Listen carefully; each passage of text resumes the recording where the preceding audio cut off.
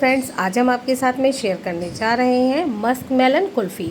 और इस कुल्फ़ी को बनाना बहुत आसान है। घर में रखी कुछ चीज़ों से ही ये कुल्फ़ी बनकर तैयार हो जाती है और खाने में ये कुल्फ़ी बहुत टेस्टी होती है। मस्क मेलन या खरबूजे की कुल्फ़ी बनाने के लिए हमने यहाँ कढ़ाई ली है और इस कढ़ाई में हम डालेंगे 2 पैकेट फुल क्रीम दूध। अब हम इस दूध को 3 से 4 बॉयल आने तक पका लेंगे। साथ ही इसी दूध से हम थोड़ा सा दूध एक बोल में निकाल लेंगे। और ये देखिए, दूध के ऊपर दूध की मलाई आ गई है। इसका मतलब कि दूध अब उबलने वाला है। तो बस हम इस दूध को एक स्पैटुला से चला देंगे ताकि दूध कढ़ाई से बाहर ना गिरे। और दूध को बराबर चलाते हुए 3 से 4 बॉयल आने तक पका लेंगे। और जब दूध 3 से 4 बॉयल आने तक पक चुका होगा तो आप देखेंगे कि दूध अपनी मात्रा से थोड़ा सा कम हो गया है। तो बस इसी स्टेज पर हम इसमें ऐड करेंगे 1 कटोरी मिल्क पाउडर। 1 कटोरी मिल्क पाउडर का मतलब ये है कि हमने यहाँ पर 3 पैकेट 10 रुपए वाले मिल्क पाउडर के यूज़ किए हैं। दूध में मिल्क पाउडर ऐड करने के बाद अब हमें दूध को बराबर चलाते हुए 3 से 4 बॉयल आने तक दूध को और पकाना है। वो इसलिए ताकि मिल्क पाउडर दूध में अच्छे से मिक्स हो जाए। जब तक दूध पक रहा है, चलिए हम यहाँ पर जो आधी कटोरी हमने दूध निकाल कर रखा था उसमें कस्टर्ड मिक्स करके कस्टर्ड की एक स्लरी बना लेते हैं। कस्टर्ड की स्लरी बनाने के लिए हमने यहाँ पर 1.5 टेबल स्पून कस्टर्ड पाउडर को दूध में ऐड कर दिया है और अब हम इसे अच्छे से मिक्स कर देंगे। कस्टर्ड को अच्छे से मिक्स करने के बाद कस्टर्ड की स्लरी बनकर तैयार हो गई है। चलिए अब हम दूध को चेक कर लेते हैं। ये देखिए, दूध भी अच्छे से बॉयल हो रहा है। साथ ही कढ़ाई के चारों तरफ जो दूध की मलाई लग जा रही है उसे भी हम स्पैटुला से हटाते हुए दूध में मिक्स करते जाएंगे। मिल्क पाउडर ऐड करने के बाद दूध में 3 से 4 बॉयल आ भी चुके हैं और आप देख सकते हैं कि दूध अपनी मात्रा से थोड़ा सा और कम हो गया है। तो बस अब हम इसमें ऐड करेंगे कस्टर्ड की स्लरी। कस्टर्ड को दूध में मिक्स करने से पहले एक बार कस्टर्ड को हम अच्छे से मिक्स कर लेंगे और उसके बाद ही हम कस्टर्ड को दूध में थोड़ा थोड़ा करके मिक्स करते जाएंगे और दूध को बराबर चलाते जाएंगे। दूध में कस्टर्ड को अच्छे से मिक्स करने के बाद अब हमें फिर से दूध को बराबर चलाते हुए पकाना है और तब तक पकाना है जब तक कि दूध हल्का सा थिक नहीं हो जाता। आप देख सकते हैं, जैसे ही मैंने दूध में कस्टर्ड ऐड किया दूध थोड़ा थोड़ा थिक होने लगा है, लेकिन अभी हमें इसे थोड़ा और थिक करना है। जब दूध हल्का हल्का थिक होने लगेगा तब हम इसमें ऐड करेंगे 1/2 कप चीनी। चीनी की मात्रा आप थोड़ी बहुत अपने टेस्ट के अनुसार घटा बढ़ा सकते हैं, लेकिन एक चीज़ का ध्यान रखिएगा, अगर कुल्फ़ी में चीनी की मात्रा बहुत ज़्यादा हो गई तो कुल्फ़ी को जमने में काफ़ी समय लगेगा।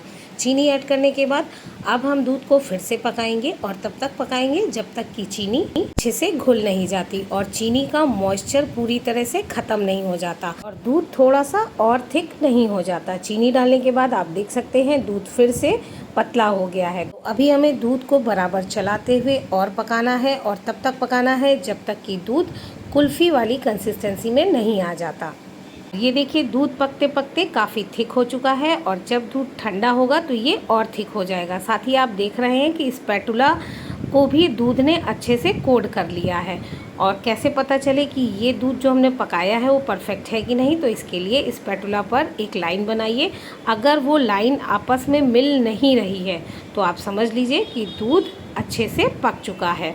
जब दूध अच्छे से पक जाएगा तो दूध को फ्लेवरफुल बनाने के लिए हम इसमें ऐड करेंगे क्रश की हुई हरी इलायची। आप इसकी जगह पर इलायची पाउडर का भी यूज़ कर सकते हैं।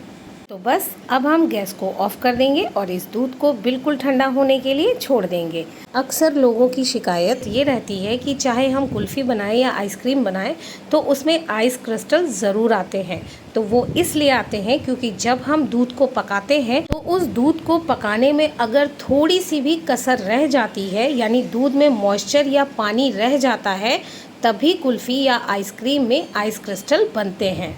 तो जब तक कुल्फ़ी वाला मिश्रण ठंडा हो रहा है हम खरबूजे को कट कर लेते हैं। तो खरबूजे को कट करने के लिए हम खरबूजे को इस तरह से कट करेंगे कि खरबूजे का एक हिस्सा बड़ा होगा और एक हिस्सा छोटा होगा।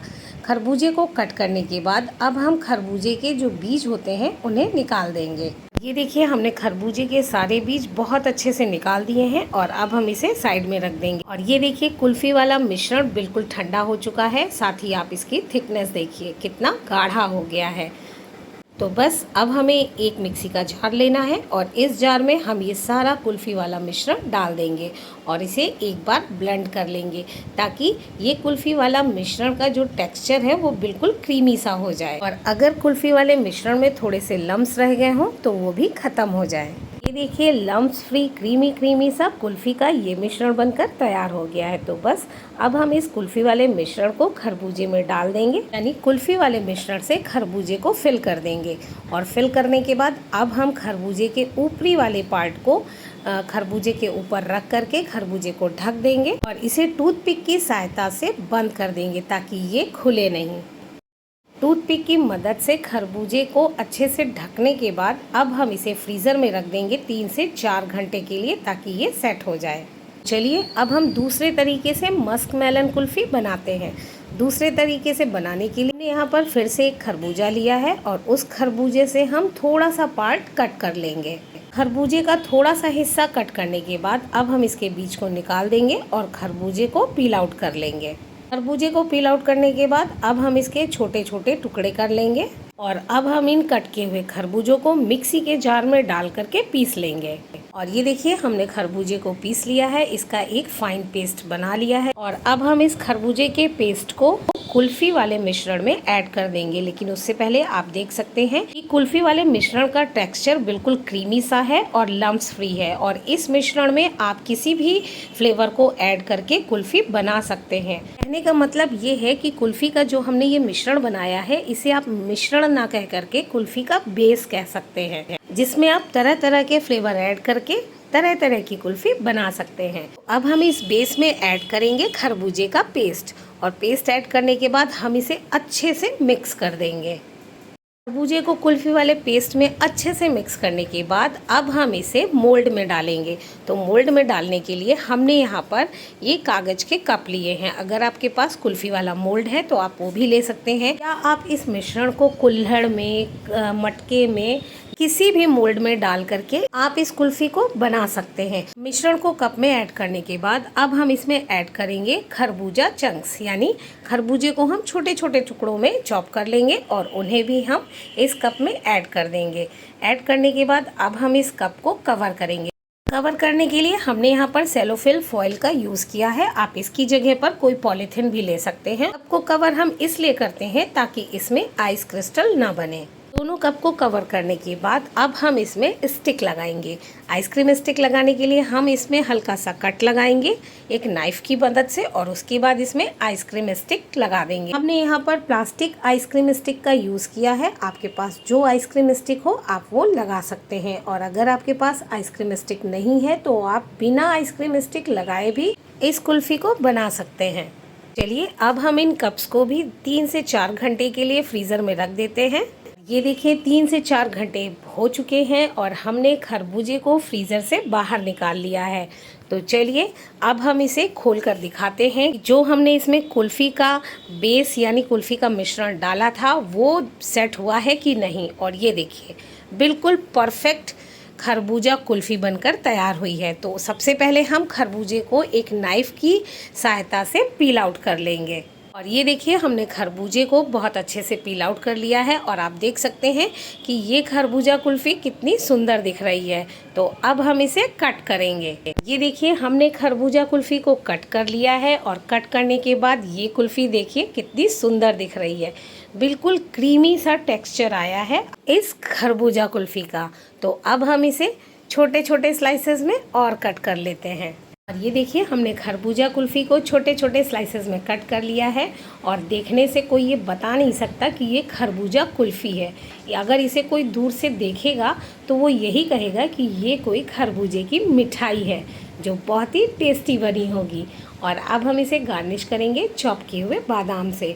आप इसकी जगह पर कोई भी ड्राई फ्रूट्स ले सकते हैं गार्निश करने के लिए। चलिए अब हमने जो कप में खरबूजा कुल्फ़ी बनाई है उसे भी चेक कर लेते हैं।